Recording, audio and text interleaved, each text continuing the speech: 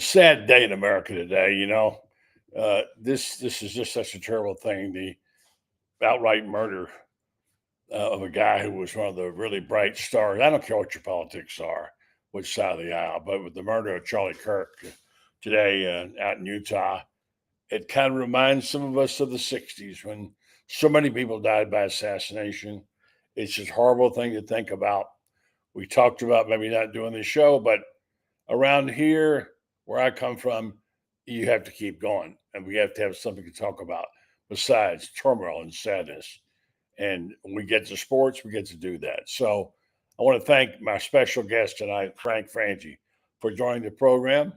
Also, we'll have Allie Pete Wilbur a little bit later, and then we'll get Scott Carter will join us, talk about what is going on in Gainesville.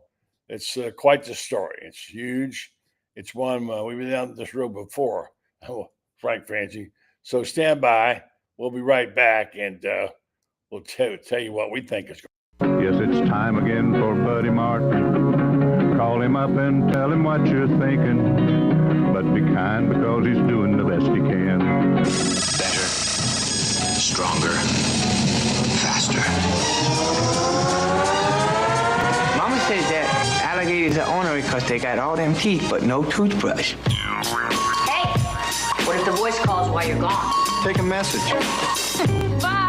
You ready, champ? I'm ready for this my whole life. I'm incapable of small talk. But that's why you love me, right? Kind of intimidating to be in the presence of so many great athletes.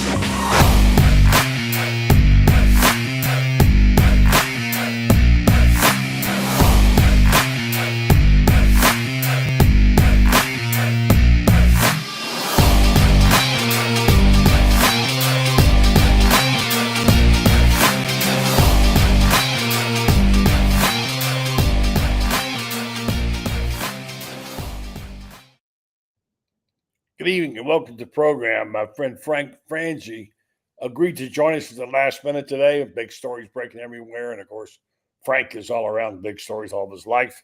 He, of course, is the voice of the Jacksonville Jaguars, at 1010X, a long-time host, owner, etc. My friend and Frank, good evening. This seems to remind me of a time not many years ago. Oh my gosh, it was a long time ago when you and I were chasing a story about Florida's next coach, who was going to be a guy named Steve Spurrier. Remember we stayed at that Residence Inn? Remember the newspaper paid for that? We had that Residence, had about 3 or 4 rooms at that Residence Inn. We were there like forever, right? Remember that story? Yes, I do. Yes, I do. Well, to Coach Spurrier today, as a matter of fact. And, here we go again. And I don't know. It seems like deja vu. I know a lot of people are concerned about Florida's tearaway coach, so to speak. I talked to a friend of mine who coached Urban Meyer, and I asked him what he thought about the whole thing. He says, Florida has got to stop firing these coaches. And here we go again. It looks like he might be. But before we fire Billy, let's at least talk about the game tomorrow night and the game next week and the situation. And Frank, I know you will be watching, as we all will be, on Saturday night. And I go back a long way for this one, but I've got a little story to tell about a certain team that went to Tuscaloosa, Alabama with no hope. That was back in 1963. You were not around then, but you know the story. I do know the story, and I will be watching. I'll be in Cincinnati. The Jags play. We play the Bengals in our second game of the year, so we fly to Cincinnati that afternoon. So. But I'll be holed up somewhere in Cincinnati watching the game, hoping the Gators win. Just not sure what to make of them this year. But I was so surprised with the USF game because I thought this was the year they were going to be really good. I mean, I really believed it. And I was shocked at how dysfunctional the whole thing felt. I really was. Yeah, it did feel that way. And I was there on Saturday night, and there was a pall cast on the swamp like hadn't been there a long time. And you think this didn't have to be all the talk about, this horrible schedule, what about the teams you have to play now? And, of course, we know the story, and I know you've talked about it. A lot of people now are ready to make a coaching change. We probably ought to be able to, maybe play the games first, but this is how we do it sometimes in Gainesville. And Frank, you know the game. It's the cart before the horse, and people already got names.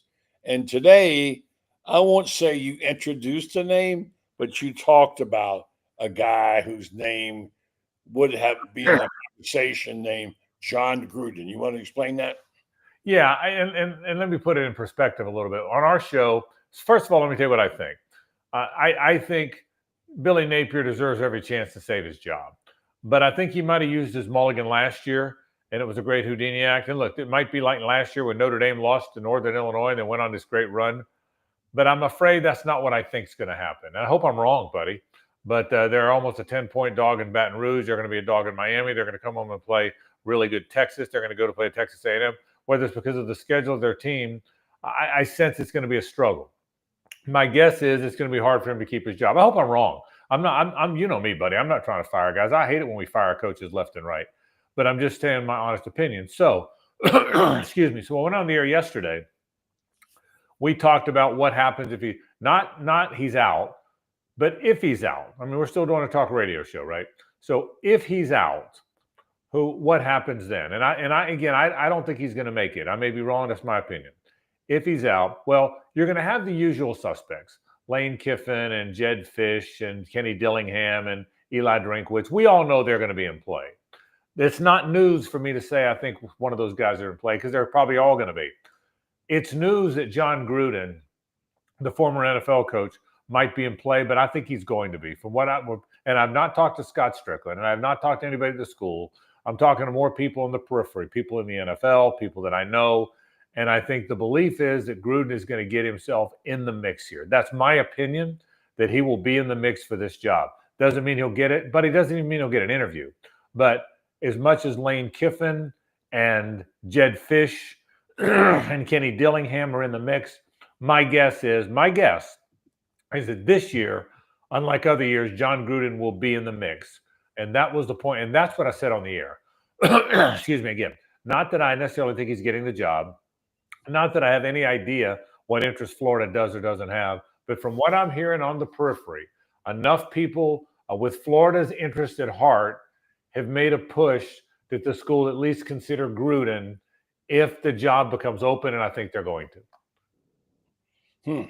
Well, it's interesting. I won't go through the litany of candidates. There's a lot of them out there. One point I wanted to say to you is they have dropped from a 9.5 point underdog to a 7.5 underdog. So there's something going on there. There is a little bit of news. I don't think this is what caused it. I know there's been some injury news. You know, LSU's got their starting tight end and starting center out. Florida did get a little bit of good news today. One of their defensive linemen that they've been talking about is going to be playing. And they need the defensive lineman, head of Banks especially. So I say playing. He's practiced this week. LSU has Trey'Nez Green, the tight end, and center Braylon Moore starting center out. So we'll see. But, let's be honest. LSU has not been a world beater. Their offense is not world beating. They had, of course, a tough schedule, tough out. But we'll see about that and how that affects. Now, also, Lagway, according to what we heard today, according to what Billy Napier said, he was very upbeat about him. And Scott Carter, who's standing by, will be joining us, said he has bounced in his step discussing LSU and DJ Lagway, for whatever that means. So, Frank, you think they're done in Gainesville? Right now, I think Billy's got every chance to resuscitate his job. I think if he beats LSU, I said the other day, if he wins 2 of the next 3, that means he somehow has upset some combination of LSU in Miami or LSU in Texas or Texas in Miami. If he comes out of the next 5 games, or the first 5 games 3-2, then I think you carry on till the end of the year. What I watched Saturday, I thought the play calling, I thought Lagway's play, I don't sense that's a team that can win against this schedule. I hope I'm wrong. So here's my thought, buddy. Let's assume they lose this game, okay? You go lose this game, then can you imagine what's going to be on social media after what happened last week? Now you're 1-2. What happens if you lose again next week? So with all the expectations this Florida team had, I don't sense that Billy Napier can overcome a 1-3 or a 1-4 start. I might be wrong. I don't know where Scott Strickland's head is on this. I'm not going to call him bug him. He's got enough people doing that. I'm going to watch and I'll follow it. But I think I think it's hard. It'll be hard for Florida to win these next 2 or 3 games. I don't see him overcoming a 1-3 or a 1-4 start. That's my concern. Yeah. I don't see that happening. I hope he does. I hope he proves me. By the way, I thought he was going to get fired last year, so I was wrong last year. So maybe I'll be wrong again this year, buddy. But I don't see him surviving that. Listen, I'll be watching as intently as anybody is from Cincinnati, but I don't see it happening. Scott Carter joins us just for a few minutes, Frank. I know you got to go, but I wanted to get your take on of all the litany of things that went wrong, whether it's the snap over the head, whether it's the check down call by Lagway, whether it's the screw up on not being ready with the snap of the ball. There were many things. Despite all that, they still had a chance to win that football game. And is South Florida that good? We're going to find out this weekend about that. What an amazing job Alex Golesh has done in giving props. And let's not discount what they did. But this team has got talent. They got a world of talent, and including the quarterback. And so this is, I would think, got to get better. We'll see. But Scott, you said there was a little pep in his step for Billy today at practice. Well, I mean, I think I've just seen a little urgency this week, just in the way he's answered questions. I mean, this is by Billy's standards because he's usually kind of mellow and always polite. But I noticed earlier today on the SEC conference call, he was asked a question about DJ and a question about the offense, and he cut off the question both times to, to get to the point he wanted to make. And that's not like him usually. And tonight when he came in after practice, he just came in there a little bit more fired up than usual. And someone even asked him, like, wow, you got, ready for the game? He says, yeah, man, I'm ready. I want to go play. So I think, that's just the coaching part of it. He's probably doing some psychology there on himself and the team. He knows how important this game is. He's trying to set a good example with the team, the young guys, just about what kind of urgency they need to go out to LSU with. And I think a lot of that is what we're seeing there, buddy. And, I didn't hear all you guys, but I'm like you guys. To me, this stretch it's almost hard to imagine them coming out of this in a positive light. But if they do, then we'll be talking in a different tone in 3 weeks. So we'll see. It starts Saturday night at LSU, and we all know what that place is like. Frank, can you hang around just a second? I know you got things to do. I want to bring somebody in here. Alapik Wilbur, Frangie, Scott Carter. I'm going to lay out a question here for you about it feels like to me, am I wrong, that Gator fans feel like Billy's talking, baying at the moon. He says things, never does things. It seems like they're afraid of that nothing is going to change. There'll be no changes. That static approach, I think, is what drives Gator fans crazy, in my opinion, especially when they don't win and you didn't have answers. Let's let you go at it first, Frank. Yeah, my thought on that, and hey, Scott and Allie, good to see you guys. My thought on this is I'm just not sure he's a very good game day coach. I think he's a wonderful guy. I think he's done a great job. And Scott, you know him certainly better than I do.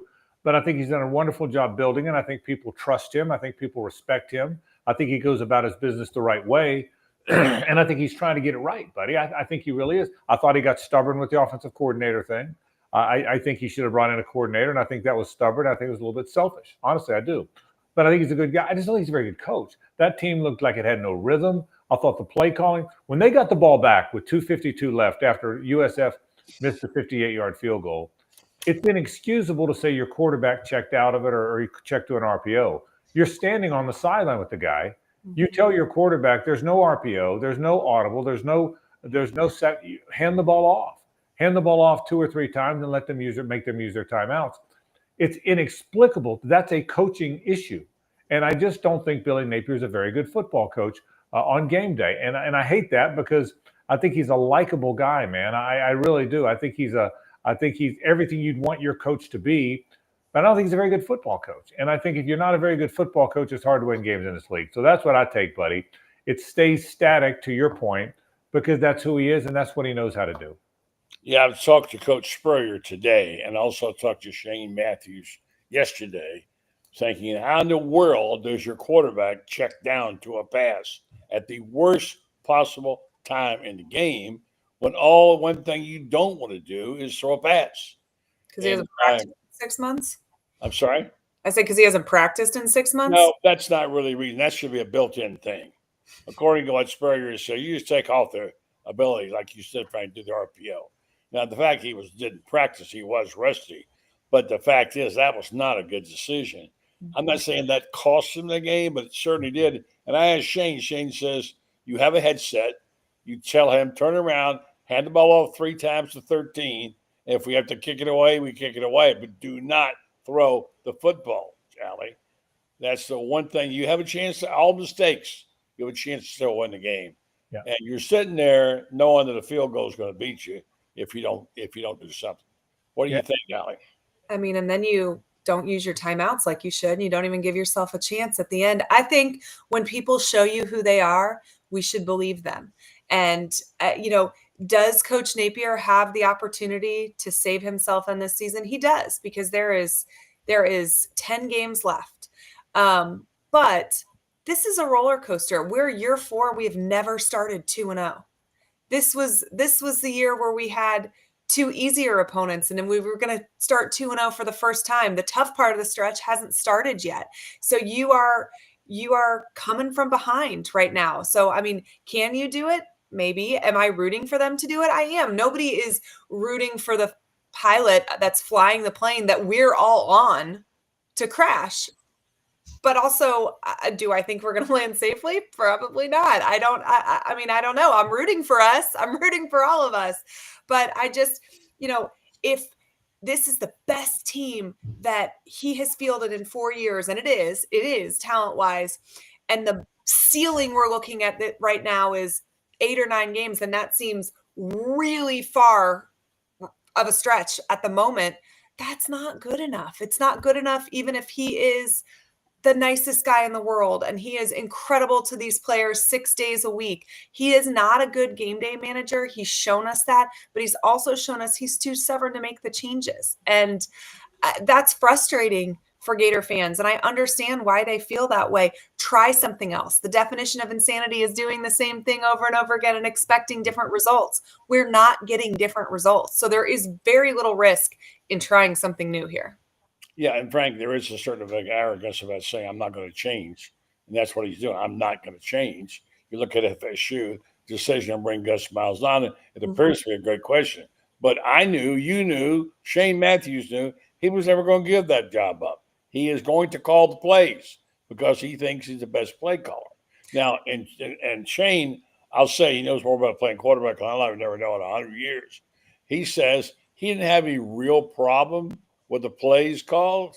He had problems with the execution and the timing of when the plays were called, etc. And that is play calling part of it. And that's the deal, right? Or who does execution fall on? Yeah, I mean, there's no question. Look, let's be honest, Scott. Here's the thing that bothers me is that you had a guy out there who runs for 57 yards on the first series. Arguably one of the top 3 running backs in the country. Number 13, you know who I'm talking about. And he eats up yardage to kick the field goal, and he goes into with his protection program. Yeah, I mean, that was one of the mysteries of the game. I know they did start slowing the run game down a little bit after that drive, but I've told you, I've said it to others, I think Jaden Ball is the best running back at Florida since Fred Taylor. You want to see that guy out there carrying the ball. I think he's going to be a really good NFL back one day. And when you get away from that, and again, that had a little bit of flow to it early, right? And then after that drive, it was just hard to kind of recapture that. And, Billy was asked a little bit about that, and he said that they're going to continue to roll with the 2 backs. And, Jacoby Jackson's another good back. I mean, they can get it done with both guys. But I just don't know really. There's just something there that was missing, like you guys have talked about. And Billy's called it, what do you call it today? Precision execution. It's the stuff that coaches talk about. And until you see it consistently, you just we're gonna talk about it. Frank, I wrote, and I'll let you go with this, and I promise not to keep it but a short period of time. I wrote my column on Sunday. We're way past good conduct medals and Miss Congeniality awards. He's a great guy. He's really a nice person. I would like to be able to defend him. I really would.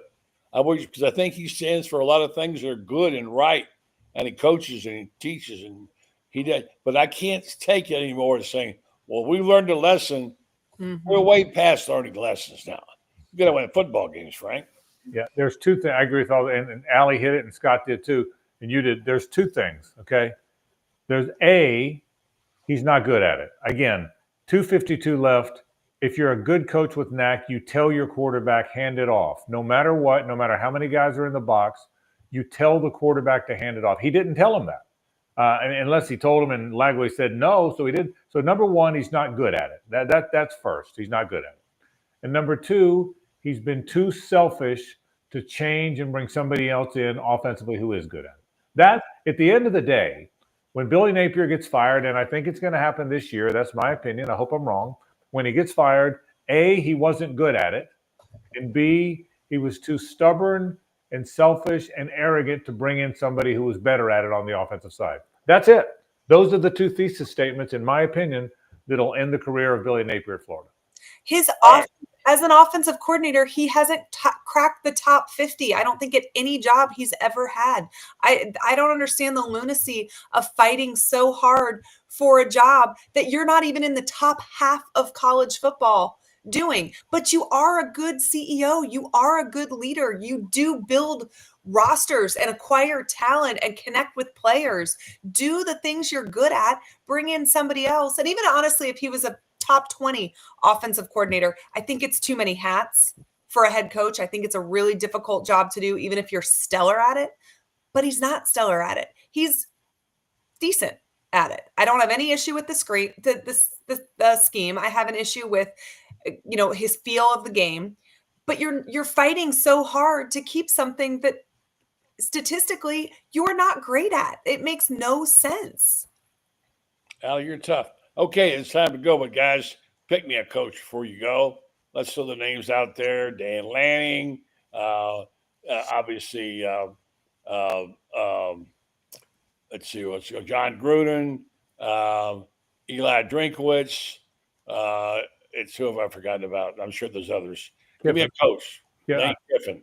Yeah. I'll say this in passing, I said on the air and said I think Gruden will be in it, and I'm hearing that from people in the league that know him, that he's close to, that believes he's made enough inroads with people that have Florida interest in heart, that'll get him in the mix. I don't necessarily think he's going to be the coach.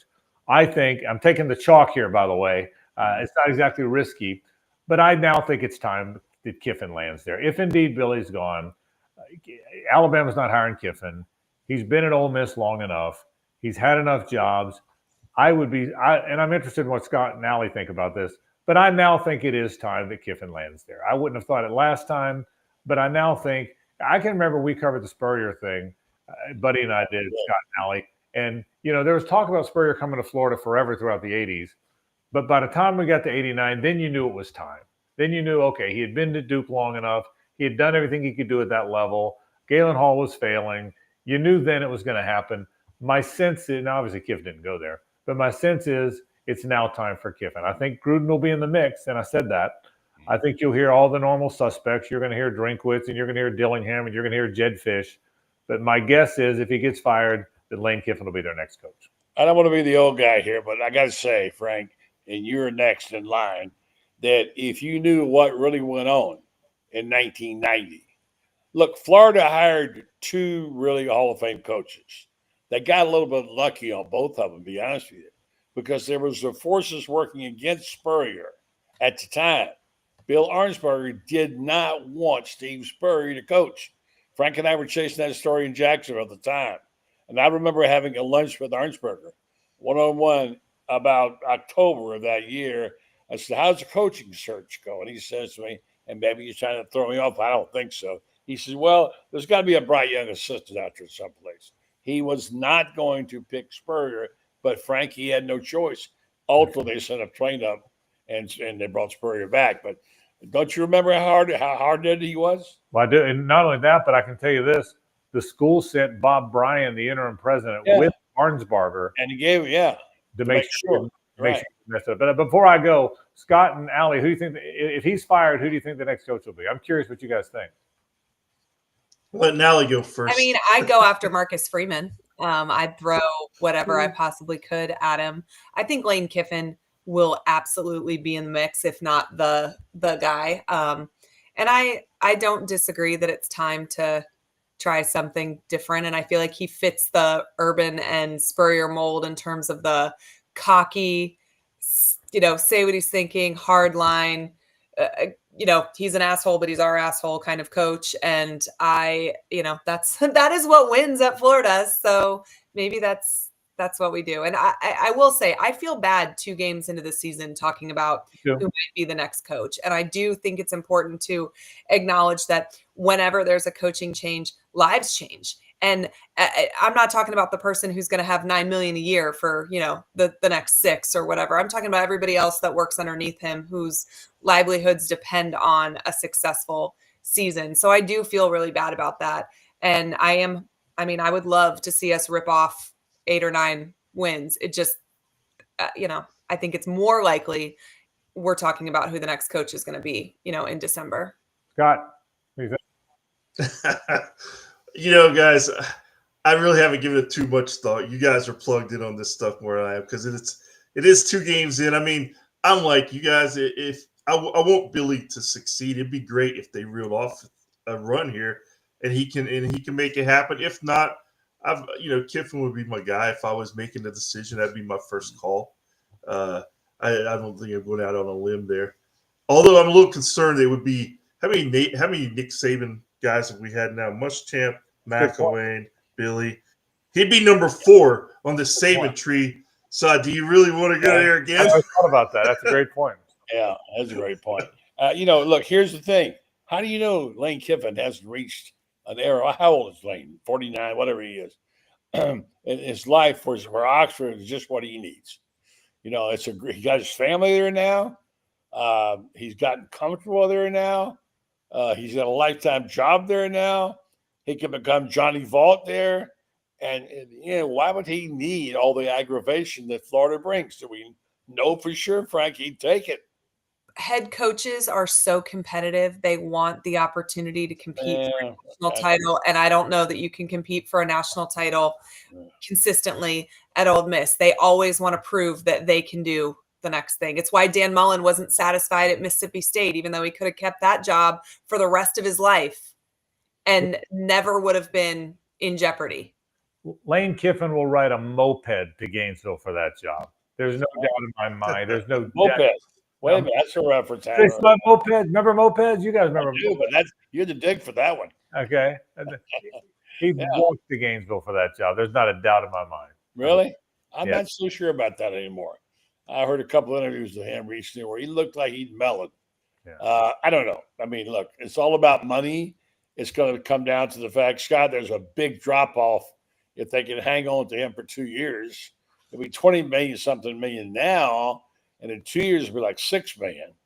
But I don't know whether the fans will put up for it.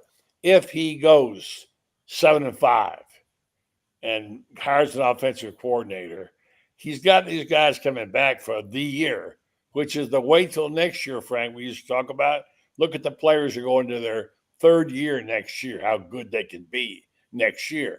So if he survives this year and gets enough wins to get to a bowl game, and manages to win and build on it, he's got DJ Lagway now in his prime. And he's got a young quarterback behind him who's getting better, and he's got a defense that's going to get better.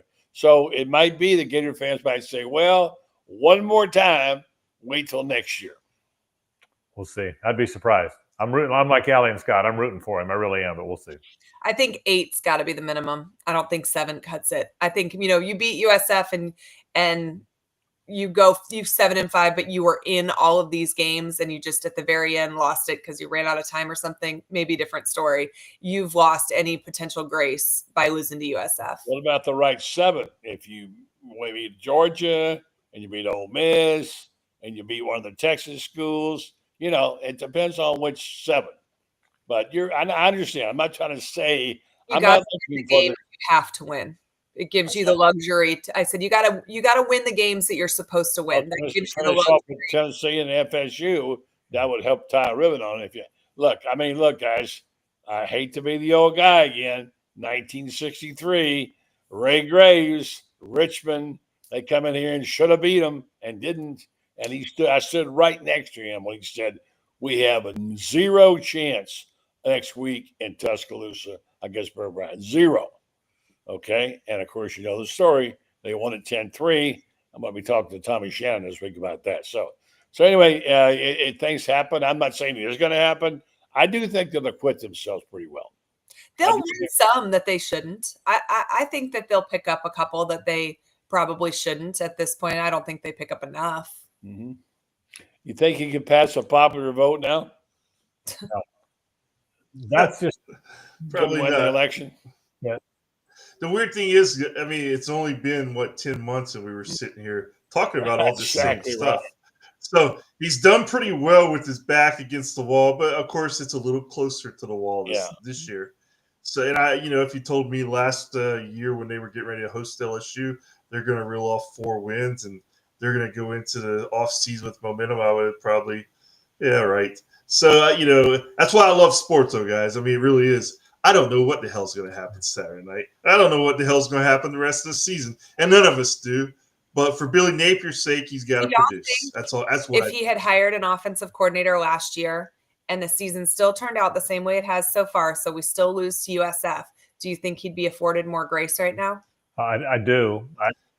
I do. One other thing too, I do, Allie. I think he would be because he came off as stubborn. And then the thing he didn't do, hire an offensive coordinator. That's what looked bad the other day. He looked bad. By the way, so no, I do. Look, the most important game he'll ever coach, ever, it's not Tennessee or Georgia or FSU. It's Saturday night, okay? Because Gator fans are furious, right? I don't care. You imagine what's Twitter going to look like, or X, or whatever you call it, if they lose Saturday night? Can you imagine? And then if they lose again. So the most important game he'll ever coach in his career is Saturday night. And now if he wins that and wins again, well, then Allie, to your point about grace, well, then there's some grace because they're not mad about USF anymore. So forget about Tennessee and Georgia. Forget about Texas A&M. The most important game he's ever going to coach, ever, is Saturday night. Because if he loses again and then to Miami again, I don't know that he ever gets – I don't know if he can ever get them back. I don't think he can.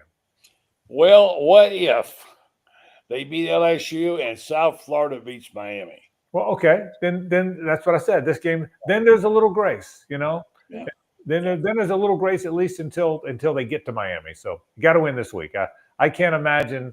Again, I think if he loses 2 more times, he might not make it to the Texas game. I really do. And again, that's not. I don't know where Scott's head is on this. Scott Strickland. I haven't talked to him, but I honest to God, I can't. I think the way Gator fans feel now, the way they're going to feel after another loss, the way they're going to feel like after another loss, and then there's an open date. I can't imagine him getting to Texas if he loses the next 2 games. I feel like, though, when we say, like, what if USF beats Miami and we beat LSU? And I understand it would make it look better on paper. But think about the concept that a program who's had their coach a year less than us, who has way less financial resources, that is filled with athletes that would have killed to have a scholarship offer from Florida but didn't. And that coach has figured out turning it around and beating Florida and beating Miami. Like, we can all say, well, look, this is a USF team that's ranked. We can't hold that loss against us. But it's a program that put it together faster and better with less. So it's still probably not a great indictment on where we are as the University of Florida, even though it would obviously soften the blow some, for them to beat Miami. Yeah, you're right. But by the way, if that happens, Allie, let's just go ahead and hire Alex Golis then. And maybe that's what'll happen. I guarantee you he'll be a candidate. UF loves to hire the up-and-comers. Yeah. Allie, I got a question. You live in Tampa. Does anyone care about USF? and I don't mean that in a mean way. Is there a buzz at all? About Yeah, I mean, I live really close to USF. I live in New Tampa, which is like 5 minutes from USF, and I cannot the amount. And I'm the PTA president at my kids' school, so I spend a lot of time at school. The amount of students that have come up to me the last couple of days and been like, Miss Allie, my team beat your team. Like, I have never been more harassed by 8-year-olds in my life. They are really excited, and I'm happy for the direction the USF program is headed in. I have always maintained that if they could figure it out, this could be a juggernaut. The talent just within a 90-mile radius of Tampa Bay is second to probably nothing other than Miami-Dade, maybe in the country. There is so much talent in the Tampa Bay area that if USF really could put it together, have a consistent coach that stayed there and didn't get plucked by a bigger program, they could be consistently good. They should be consistently good. They're getting a new stadium. They're starting to care about football, but yeah, they are pumped, and the amount of abuse I've taken because of it tells me that's true. They also hired a new AD yesterday, Rob Higgins, and that is a home run hire. Best AD they've ever had. Michael Kelly was good, but Rob Higgins, no one is plugged into Tampa Bay. This is a fun fact for you. Rob Higgins and I were ball boy, ball girl for USF when Seth Greenberg was the coach there. He lived a couple doors down from me, and you would have to like go out and slide on a towel on the floor and clean up the sweat. And I would get to ride with him home from games. My parents would drop me off. I would go in, I would do this, and then he'd drive me home after the game. That's funny. Well, you saw him at a young age. He was even impressive back then, right? Yeah. I mean, that was a home run hire for them, and the connections that he has, and the inroads to different things. That's a huge step in the right direction for them. Can't get one past Allie. By the way, Allie had one of the great posts this week. I don't know how many people saw it. Spot on. And we've forgotten about this original issue, which we complained about. She had a picture of the squad of Florida, all 100 and something, and a picture of South Florida squad, which is about a third as big. And I think the headline said, the Gators need Doge, right? You know what it said? Yes. That was great. And you're absolutely right. What did all those people do? Frank, what do they all do? I don't know. Because you can hire them, I guess. So when I don't know if you guys saw this, but right after the safety, and after a safety, we the team gets to choose whether they're doing a kickoff or a punt or whatever. You should have practiced that ahead of time. That should be a situational thing that you've run a million times in practice, so you know what is going to be called. Right. And Trace Mack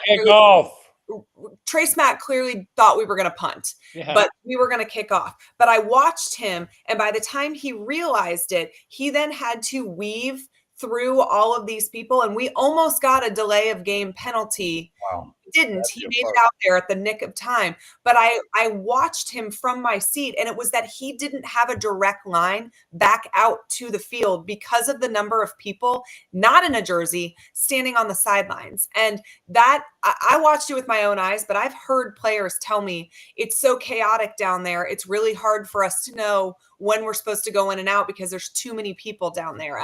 If after Saturday, if I was Napier, one of the first things I would have done is told every single person who wasn't absolutely necessary on the sidelines to get up into the box, because it is just chaos down there, and it can't be helping the situation. Yeah. All right, Frank, give us a 30-second Jaguar update. We're 1-0, bro. You kidding me? We don't have a lot of 1-0s up here. Okay, get 45 seconds. Go ahead.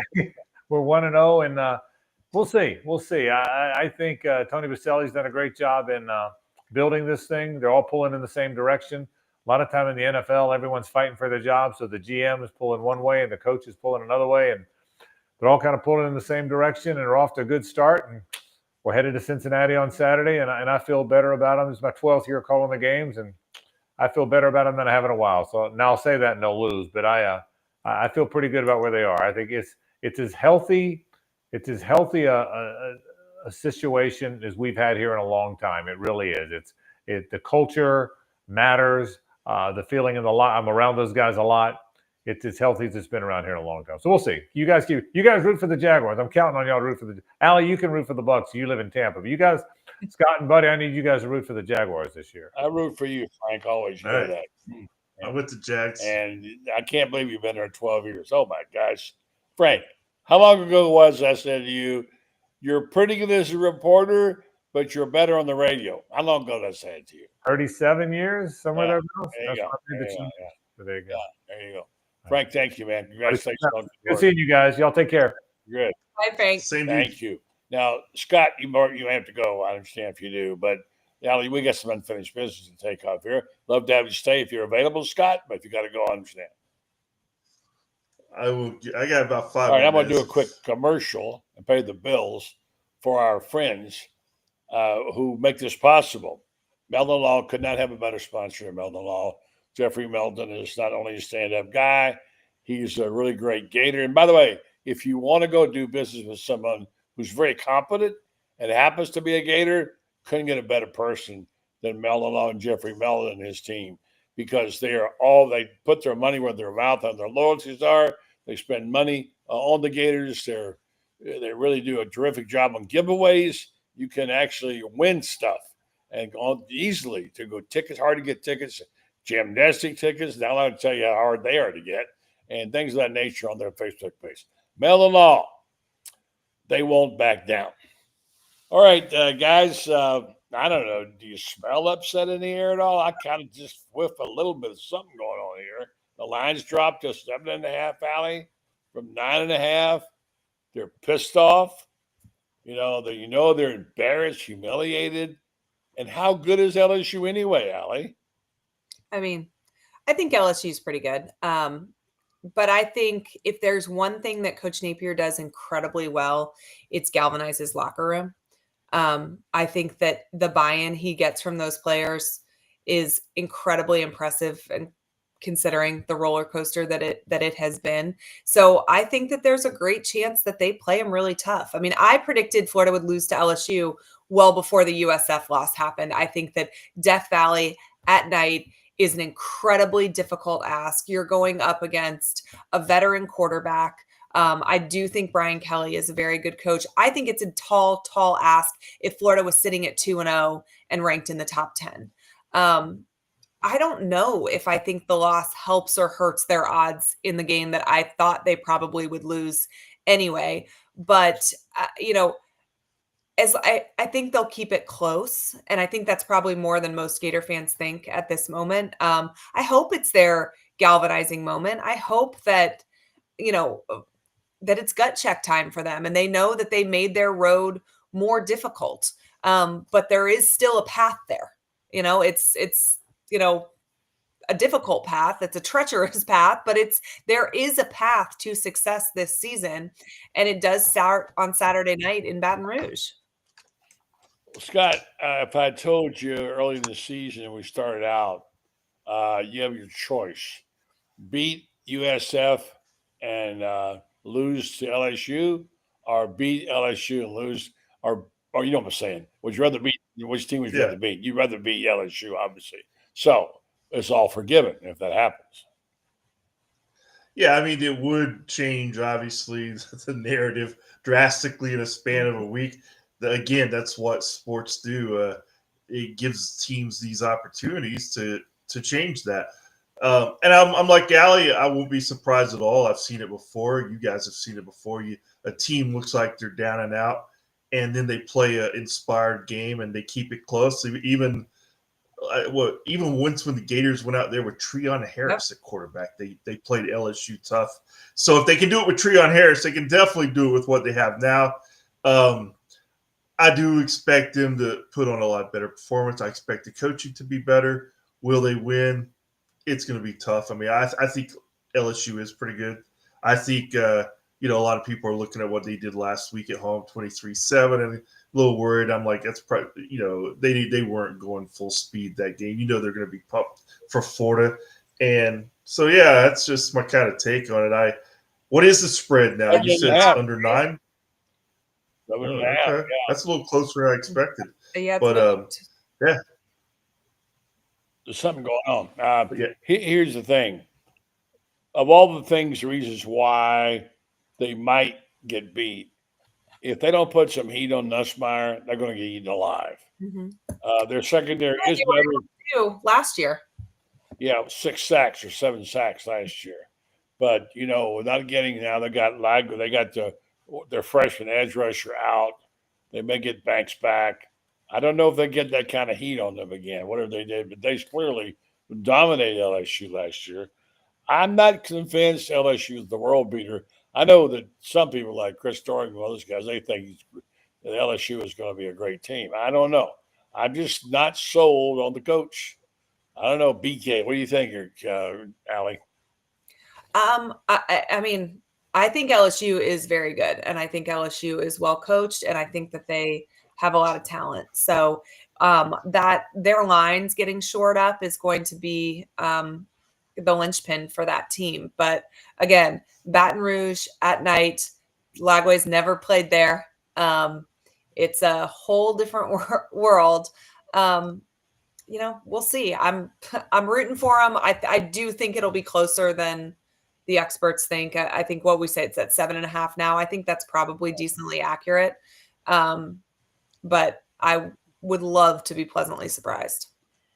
Robert Turner wants to know what Florida wins does that save Billy. What do you think, Allie and Scott? Just this win? No.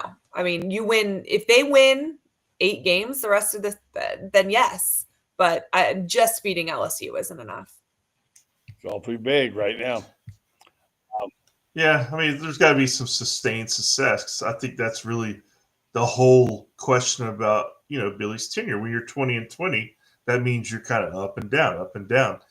What everyone wants to see, I think, is some, a 9-win season this year, maybe a chance to get in the college football playoff.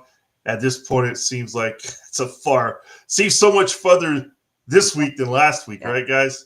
But of course, as we all know, we could be having a different tone next week. So I'm looking forward to seeing the performance, though, because obviously there's going to be a lot of eyes on what the Gators do. So, what's the one thing that you don't want to see or that you do want to see this week? Scott, start with you and Allie. What's the one thing? I'll go with mine. I just hope it's not static. I'd like to see some indication that Billy's willing to change something and try something and get a rhythm to the play calling. I don't think the play calling is terrible. I don't think the offense is terrible. But please, no more games where you're protecting and leading and throw the ball on first down, or you have a running back gets 57 yards your first drive and you forget about him. That's what drives me crazy. For me, it would be around Lagway. I'm still waiting for the player we saw last year during that 4-game win streak. I think a lot of people have said when you look at Florida, is there any one player on any team in America that's more important to his team than Lagway is Florida? I mean, he would be right in that conversation. To me, he just hasn't been at his best yet. He's looked rusty. So for the Gators to win this game, we talked about earlier, Jaden Bond needs to run some. Defense has to play well. But to me, DJ Lagway is going to have to be a difference maker at some point for them to win. Allie? I want to see two things. Can we be disciplined? 11 penalties for over 100 yards against USF, including a spitting penalty that caused an ejection. I mean, we praise. That bothered me more than anything. More than anything. We praised them week before for no penalties, which I think is an incredibly impressive feat. But 11 is just crazy to me. This team looked so undisciplined, and I want to see no special teams mistakes. We still had delay of game penalties. We had a snap, and I don't love criticizing Rocco Underwood because I think he's had 2 bad snaps his entire career. They just happened to both come in games where it was potentially the difference between a win and a loss. But our special teams needs to be a weapon. It is at times a liability, at times neutral. It is never served in a capacity of being an advantage or a weapon for Florida under the Billy Napier era. And I would love for that to change, because if we're going to continually play in nail biters, then we need to be sound in special teams. It's 1/3 of your game. What does Eric say about the special teams? Oh my gosh. Sitting in the stands with Eric last week was brutal. We sit in the former player section, and the watching all of these guys was painful. Like they know what it takes to go out there and do this. It is hard for them to watch some of the calls. You're watching former quarterbacks and former running backs and wide receivers that are like, we wouldn't run this on our high school team because it doesn't make sense, but we're running it out here for Florida. It just, I think they're all a little sad, honestly. It is kind of difficult to watch because this is something they all feel like they have some blood, sweat, and tears in. They have skin in this game too, and they want a standard to be upheld. I don't know. People say it's just one loss. It's more than one loss. Mm-hmm. The stain of this one will never be erased. It's because we can't win the ones that we're supposed to. But we said that all summer. Yeah. They're right. And not only that, but you're regressing. Mm-hmm. I mean, I don't know that DJ hadn't. I mean, certainly he's been injured, but the offense regressed. It didn't get better, and it's just me. But it felt like to me there were like 3 playbooks, and they had one for the first quarter, and they had entirely different for the second quarter, and they all were different systems, And I don't know. It seems like I don't know. Am I crazy, Scott? No, you're not crazy. It was a disjointed game offensively. I think we can all agree on that. We might not agree on everything, but we can all agree on that. And I think Billy Napier is pretty much, with his comments this week, said so. I mean, it's got to be better than what it was. And so put out performances like that, you're going to get criticized like they are this week. So that is the state of the Gators. And guys, I do have to check off here, but thanks for having me on again. And you guys have a good rest of the week, and we'll see what happens Saturday. All right. Appreciate it very much. All right. Just a couple more minutes with Allie. Allie, talk to me about your show. How's the podcast is going? What's next? How are you weathering this storm? And are you going to Baton Rouge? No, you're not, are you? Not going to Baton Rouge, which I wanted to go to that one. One of my daughters has a gymnastics meet on Sunday. So now I'm kind of excited. We're not going to that one. And I've been sick this week, so that's not great. But, I'm kind of sad just at where we were. I had bought a lot of the hype this summer, and you probably feel the same way I do. Well, I definitely bought it. Yeah. I don't feel good about feeling like, did I drink the Kool-Aid and then I misled people? Like I really did think that we had turned a corner the second half of the season last year. I did believe that would continue this year. We have the talent. We have the infrastructure. I did think that we would start out strong. I did think there was a great chance this team won 9 or 10 games. And I mean, that could still be the case. I think it's just an uphill battle now at this point. But, I think Coach Napier has shown us who he is. And we at the University of Florida will just kind of have to decide where the standard is for us. I mean, and maybe we get to 8 wins, right? And are we willing to go ahead and ride the roller coaster every year because we know we're going to get 8? Is that the standard? I don't know. I just think year 4, we know what we have. And some of these quotes this week, like he said something about, we got to double down on and play our brand of football. Well, their brand of football is 20-20. 6 and 13 or something away from home. I mean, some of these, we've joked over the years that one of the things he does absolutely worst is PR. And I would agree with that, listening to some of these quotes. He got testy when people asked him if he was going to give up the offensive play calling this week. Well, you know that. So. I mean, it just, and again, I don't actually have a problem with his schemes in general. I have a problem with situational play calling. When you're consistently in third down and calling plays where if caught, it's still behind the sticks, and you're expecting, in order to have success, which would be that first down, you need your athlete to be able to not only catch the ball, but then make a play after that to get to that first down. It doesn't track. But I would love if he woke up one day and was like, you know what, we're going to let somebody else call the plays. I'm going to manage the rest of the game day situation. I'm going to make sure the sidelines are calm. I'm going to make sure the right number of people get out there. I'm going to make sure we're disciplined. I'm going to make sure the defense knows what they're doing. How many times was our defense looking to the sideline to see what to do when USF snapped the ball? Like, that is crazy too. Robert says, we drink the Kool-Aid. It's what we do. It is what we do. We all, it's not fun to think like, oh yeah, we're coming up. We're going to wait 9 months to go 2-10. Like all of us want this team to work and this to be good. And so we do kind of all drink the Kool-Aid to a certain extent. It's okay. I tell you what, I mean, there's nothing worse than someone doing a podcast and throwing out all kind of data and all kind of information and and giving you what going with the wind and which way you think they should go and will go and without any passion. Yeah. You give an honest opinion based on what you know, think, and feel. Feeling is an important part. I mean, that's the thing sometimes we forget about. Yeah. As a journalist, whatever, you got to feel it. Yeah. I felt it Saturday night. I was sitting in that press box up there. That's the worst press box in the SEC, by the way. Sitting there and thinking, writing notes to myself at halftime saying, are they going to lose this game by a field goal? Oh my gosh, same. That's how it felt. It's like everybody in the stadium knew we were going to end up losing by a field goal except Coach We've Napier. seen this movie. We know how it turns out, right? Somebody that you and I both know told me probably 2 years ago that Coach Napier always thinks Coach Napier is the smartest person in the room. Yeah.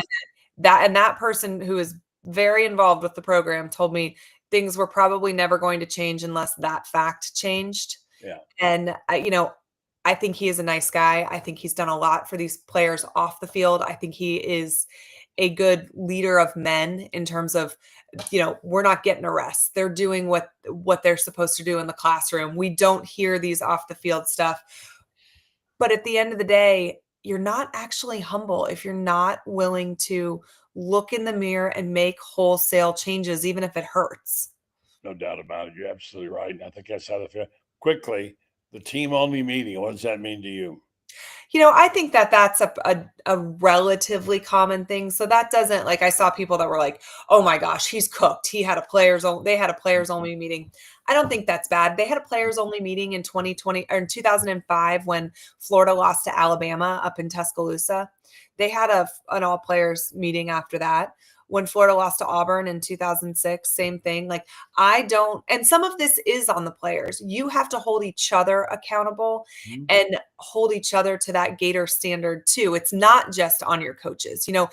Coach Napier is the head. So at the end of the day, it falls on him for good or for bad. But you guys can be responsible for your brothers and should be.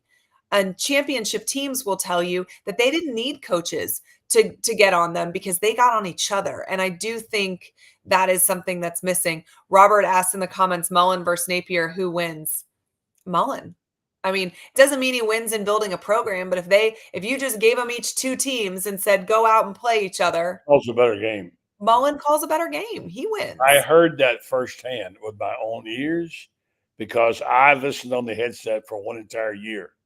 When Urban, when Mullen was calling the plays, and I know how that went, and I got to tell you, a lot of times Mullen talked his way around and made the call despite what Urban wanted to do. So there's no one who would do that to Billy. No one would stand up to Billy.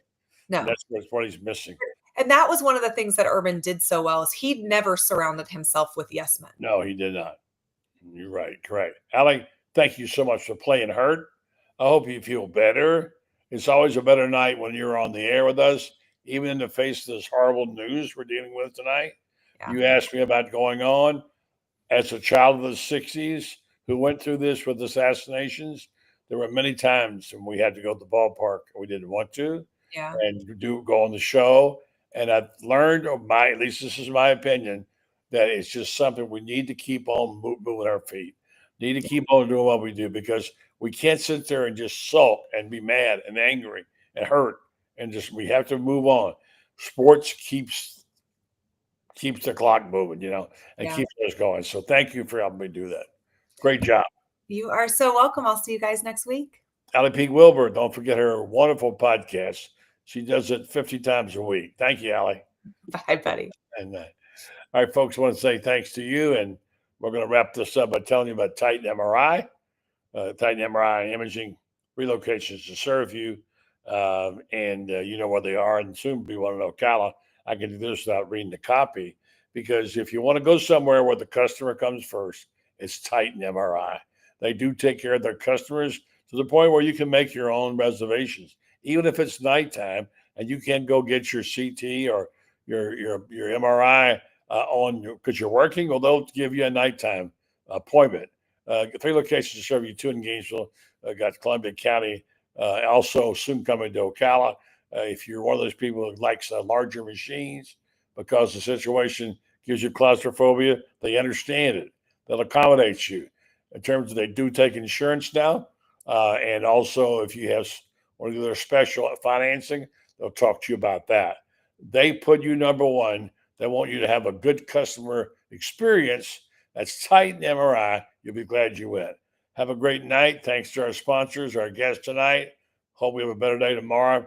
Pray for our country and pray for the families involved in a terrible shooting. Good night, folks.